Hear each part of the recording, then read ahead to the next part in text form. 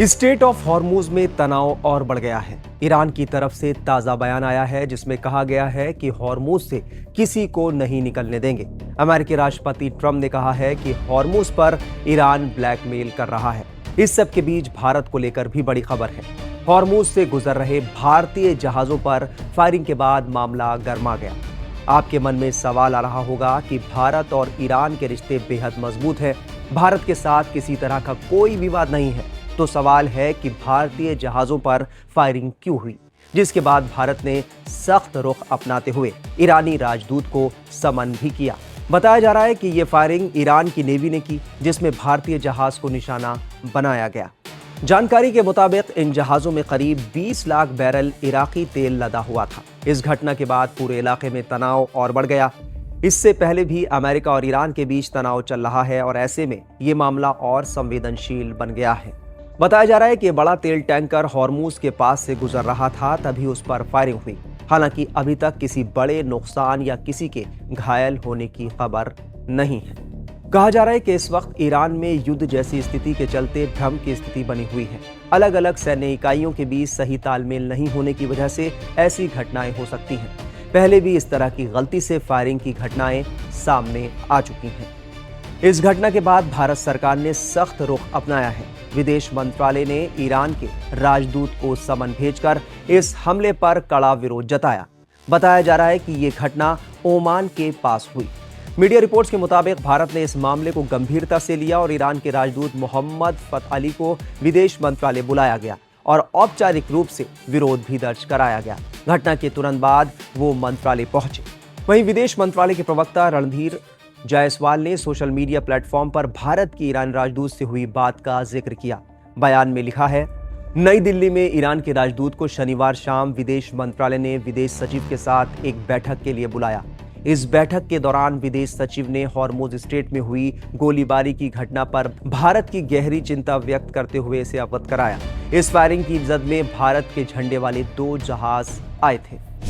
उन्होंने इस बात पर भी जोर दिया कि भारत व्यापारिक जहाजों और नाविकों की सुरक्षा को कितना महत्व देता है और याद दिलाया कि ईरान ने पहले भी भारत आने वाले कई जहाजों को सुरक्षित रास्ता देने में मदद की थी। बता दें कि शनिवार को यूके मैरीटाइम ट्रेड ऑपरेशंस की ओर से वेबसाइट पर जारी चेतावनी के मुताबिक ओमान के उत्तर पूर्व में करीब 20 नॉटिकल मील दूरी पर गन बोट से हमला किया गया। टैंकर के मास्टर ने रिपोर्ट दी कि 2 IRGC गन बोट्स बिना किसी BHF चेतावनी के करीब आईं और गोलीबारी शुरू कर दी। हालांकि राहत की बात यह रही कि टैंकर और उसके चालक दल को कोई नुकसान नहीं हुआ। बाद में विदेशी मीडिया ने बताया कि भारत का झंडा लगे 2 जहाजों पर गोलीबारी हुई थी। इसमें जग अर्णव और सनमार हेराल्ड शामिल थे। शुरुआती रिपोर्ट्स के मुताबिक जग अर्णव पर फायरिंग की गई, जबकि दूसरा जहाज सुरक्षित रहा। वहीं हॉर्मुज स्ट्रेट में 2 भारतीय जहाजों पर हुई फायरिंग को लेकर भारत में ईरान के सर्वोच्च प्रतिनिधि डॉक्टर अब्दुल मजीद हकीम इलाही की प्रतिक्रिया सामने आई है। हैदराबाद में एक कार्यक्रम में शिरकत करने गए डॉक्टर अब्दुल मजीद ने इस घटना पर ज्यादा जानकारी न देते हुए कहा कि ईरान और भारत के संबंध बहुत मजबूत हैं। साथ ही उन्होंने उम्मीद जताई कि जल्द ही ये मामला सुलझ जाएगा।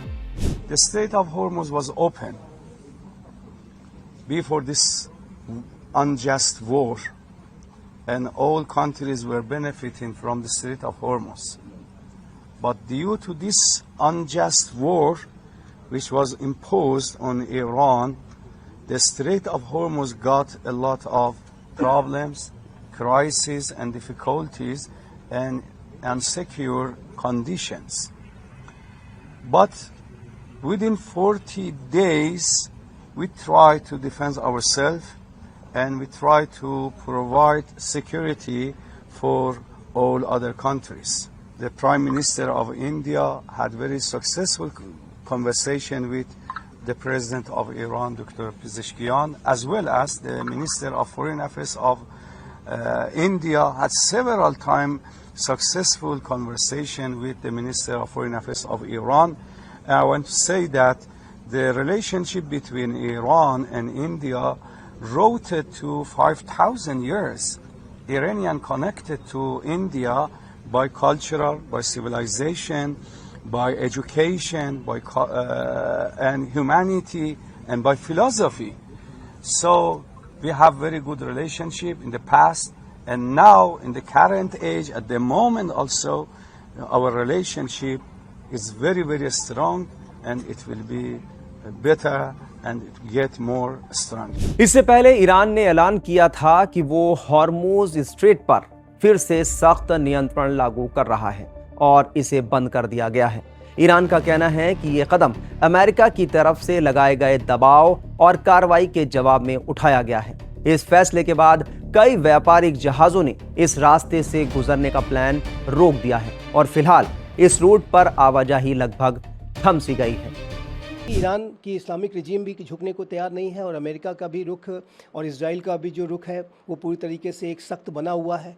तो ऐसे में राष्ट्रपति डोनाल्ड ट्रंप ये ज़रूर कह रहे हैं कि वो इस्लामाबाद जा सकते हैं, लेकिन मेरे असेसमेंट के मुताबिक उनका ये जो बयान है वो जो बातचीत की प्रक्रिया को आगे बढ़ाने के संदर्भ में जो एक सकारात्मक वातावरण को निर्माण करने का जो प्रयास है अमेरिका के राष्ट्रपति की तरफ से, उसके तहत उन्होंने दिया है। लेकिन ये जो डील है ये होना आसान अभी नहीं दिखाई देता है। यदि ये डील हो जाती है तो इससे अच्छा कुछ नहीं हो सकता।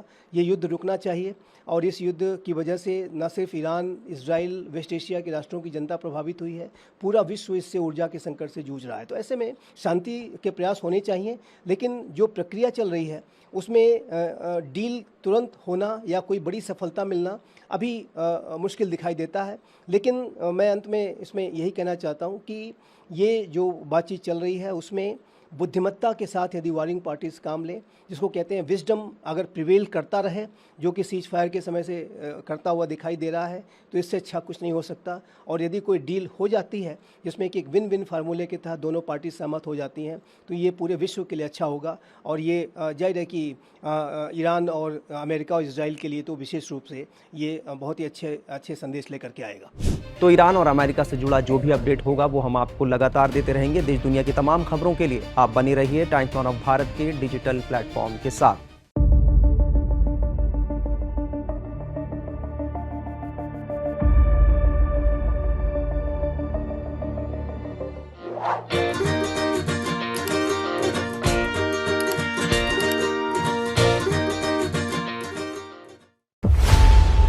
खबरों की रणभूमि में यहां शोर नहीं, सोच लड़ती है। जहां शब्द नहीं, फैक्ट्स वार करते हैं और हर सवाल खोलता है सच की नई परत।